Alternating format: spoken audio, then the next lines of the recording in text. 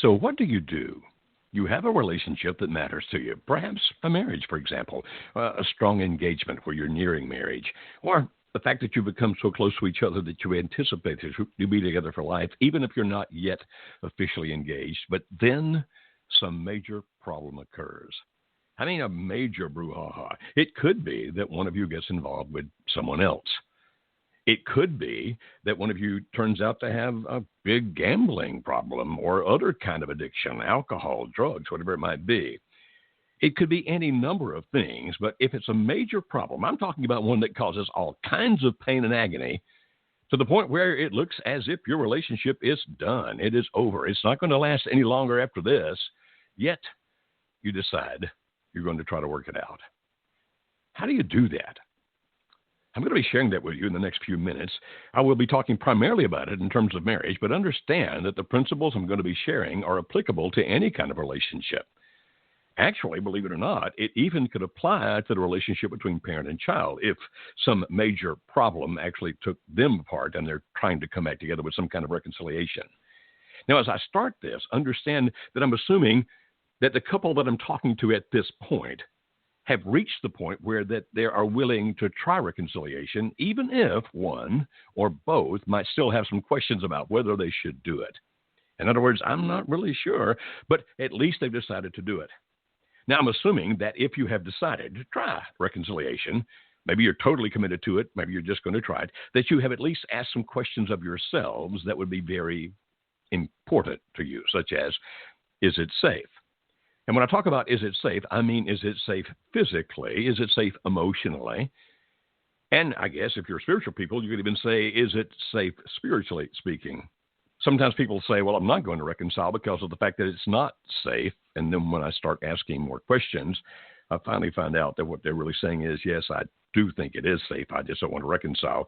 And I always say to people like that, if you don't want to reconcile, at least be honest about it. Don't claim that you're not going to reconcile because it's not safe when you know in your heart that it really is. If you don't want to reconcile, at least be honest. Now, I'm assuming if you're trying to reconcile, you've made that decision. It is safe for me. It is safe for each of us. And if you have like children involved, it's safe for them physically, mentally, emotionally, spiritually. Is it safe? And then, of course, that you should examine your beliefs and values. Now, I've talked about those before, but let me briefly explain what they mean now. Beliefs are those things that you hold to be true. Values are how you expect other people to behave based on what you believe to be true. I can illustrate that very quickly in one short illustration here. In America, for example, if you believe that marriage is between a man and a woman, then your value system would be against same-gender marriage. If you believe that marriage is between any two people who truly love each other, then you'd be for same-gender marriage. You understand that your belief determines what you value. Your belief determines what you believe people should do. And so you look at your own beliefs and values and say, should I try to reconcile? For example, I've had people tell me I'm the one who cheated, for example. I had an affair, but my wife is willing to take me back or my husband is willing to take me back. And I'm going not because of the fact that I have suddenly fallen deeply and madly in love with my spouse again. As a matter of fact, I may even have some kind of a lingering, strong emotional connection with the person I had the affair with. But my beliefs and values say to me that I made a vow that we would be married until death do us part. And I'm going to keep that vow. And I'm going to go back to my wife or back to my husband because my beliefs and values tell me to do so. And so if you see that it's safe, physically, mentally, emotionally, spiritually, if your beliefs and values are saying, yeah, this is the right thing to do, and if you're both willing, and notice I said both willing to forgive, because there's going to be forgiving on both sides. So let me address the two different people. First, I want to talk to the returning spouse. Now, again, as I've already said, this is applicable to relationships like between engaged couples, boyfriend, girlfriend. I mean, it can apply to any two people.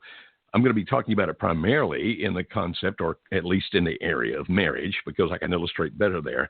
Just you make the principles apply to your situation if it's a little different than that. So let me talk to the returning spouse.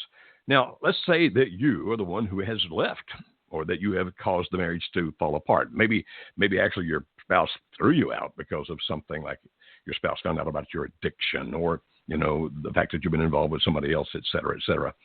If you're the returning spouse, even if you're hesitant about returning, Even if that's the case, even if you're hesitant about returning, but you have thought to yourself, okay, we're going to try this. We are definitely going to try to reconcile. Then here's the first thing I suggest that you do, and I hope you understand the principle behind this. Whatever you have done, if it indeed has hurt your spouse, and I'm assuming that it has, then you start with confession and you ask for forgiveness. Now, I'm not talking about you beating yourself up here in any kind of fashion. You don't talk about how evil and wicked you are. You don't talk about how that you don't deserve forgiveness, all those kinds of things. That actually is going to work against you. Calmly, now not dispassionately. You don't walk in there and make it sound like you don't really care. That's not going to work. But calmly and with the appropriate emotion that you actually feel, you look at your spouse, your husband or your wife, the person that you hurt, because you're the returning spouse, you understand, and you say, I am sorry, then I did blank. And you say specifically what blank is. And then you say, if you can find it in your heart to forgive me, I would appreciate it if you will. You say, well, why should I start with that? Because sometimes people try to reconcile a relationship, and the person who was the strayer, if you'll let me use that phrase, the person who is the one that's the returning spouse, sometimes just wants the other spouse to say, okay, it's over, it's done. I don't need to talk about it anymore. Just let me come home. And everything will be fine from this point on. I don't want to tell you that I'm sorry about what I did. I don't want to confess. I don't want to talk about it at all. And in most cases, that is not going to work. You say, well, why not? Because if you're going to come back, if you're going to make this effort, even if you're doing it half-heartedly to begin with, but at least you have said, we're going to try this reconciliation, then try to understand your spouse's hurt. And because of the hurt that your spouse feels, oh, yes, I understand you have hurt as well. We'll talk about that in just a minute. But try to understand the hurt that your spouse has. And one way to understand that is to start off by saying, I know I hurt you by blank, whatever blank is, gambling our money away, being addicted to alcohol, the fact that I had an affair with this other person, whatever it might be. I know I hurt you by that. I am sorry that it hurt you. And I ask that if you will, you forgive me. Now, doing that is beginning to try to understand the pain and the hurt the other person has. Now, there's more to it as well, which means if you're the returning spouse, one thing that can be of great help is to listen to your spouse as he or her, or he or she, I should say, pardon me, as he or she talks about the pain that he or she feels. I know you don't want to hear it. As a matter of fact, let me illustrate with my own life. Back in 1984, yeah, I know this a long time ago. I'm an old dude. Trust me, I don't feel old whatsoever. I feel like a young man. But back in the 1980s, 1984, I divorced my wife, and I left her because I was going to be with another woman. And we were divorced 3 years before I finally came back and asked if she would consider reconciliation, and it was not. Because of the fact that I woke up one morning and realized I was in love with her. Oh, and by the way, when she took me back, it was not because she had realized she was madly in love with me again. We had finally gotten to the point where most of the animosity was past, and therefore we weren't saying these mean, terrible things to each other anymore. But the love we felt was more like a love toward a brother or sister or a friend, maybe not even as much as a brother or sister, a friend. And people say, why did you get married again? I actually went through it a few minutes ago. My beliefs and values said I should try to go back and do what I believe to be the right thing. And her beliefs and values told her the same. She was already dating. She was already dating somebody else. And yet when I asked her to come back, and of course the guy she was dating was not happy about that at all. Like, you really? You're going back to the guy? Nor were her family or her friends, nor all the church leaders she asked about should she come back to me. All of them were not happy about that either. No, don't do that. When we got back together, my nature, because of the fact that I'm the kind of guy that just likes to get things done and move on, my personality is, hey, I hurt you. I'm sorry. Please forgive me. Now let's go on from here. My wife's personality is very different than that, and she needed to talk to explain her hurt. Now, this isn't it is more of an art than a science, but it's a thing where that you learn to listen to the other person. And the art here is you can do this for a while, but you can't do it forever because it winds up damaging the person who's trying to come back. But there should be some here where she's able to explain, this is the hurt I feel, this is how I felt when you did this, how I felt when you did that. Now, it can't go on forever. It literally can't even go on for months, you understand. Maybe a couple of weeks, maybe. But again, an art, not a science. I can't tell you exactly how long. But you get to the point where that the other person feels like you truly understand the hurt that they felt. And so you actually let him or her listen. Now, speak and you listen. You don't go back continually every time saying, I'm so sorry, I'm so sorry, I'm so bad, I'm so evil, I'm so wicked, can you forgive me? That's not the purpose here. The purpose is to listen and to understand. And if you can understand your spouse's hurt, at least as much as you can, you'll have different personalities. Plus, if you're the person who was the strayer and not the one who had the things done against you, you won't completely understand, but you try. And then you accept. Well, let me say something else here. You also need to understand your own grief process. If indeed the reason that you had this major relationship trauma is because of the fact that you have been emotionally involved with somebody else and you have ended that relationship, there is going to be a period of grief. And you need to understand your own grief process. You say, what do you mean? Well, it's not exactly as like the Kubler-Ross grief when people lose somebody to death, but it's very, very similar. There's going to be, it's not a linear thing, by the way. It's kind of 3 steps forward, 2 steps back sort of thing, where that you're going to feel some agony and pain over losing that other person if you were involved with another person. Or it may be that you've actually given up, like maybe a career. You decided to come off the road because you want to reconcile your relationship. You'll grieve that, losing that career that you had. There are different things other than a human being that you can grieve here. But understand that if you are leaving something or someone that was very important to you and that you had a deep emotional connection to, you yourself are going to go through a grief process. Now, you say, well, why is that important for me to know, Dr. Beam? It's because of the fact that if you don't understand that's what's happening, you may back out of this reconciliation process before it's done because you'll be thinking, oh, my goodness, I'm still emotionally tied to that other person or my career or whatever it might have been. And therefore, this is not working.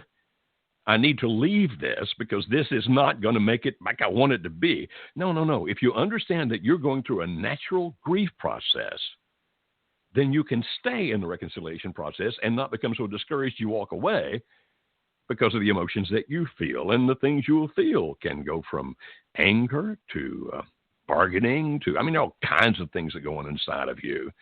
And there'll be a little piece of you. Well, I'll go back to my example that I talked about earlier. Alice and I reconciled. We actually remarried each other in 1987. We divorced in 1984, so that was 3 years. When we reconciled, you might understand there'd be a part of me still somewhat emotionally connected to that other person. And so thoughts go through your head such as, wow, I wonder if I could get that person back. I wonder if I could reestablish that relationship, even if the other person ended it, even if you ended it. And so understand that grief process is something that you're going to go through. And by understanding that, you'll have the strength, hopefully, to hang in there and to not freak out because your own emotions are vacillating so much. And one day you feel this, and the next day you feel that, and the next day you feel something altogether different.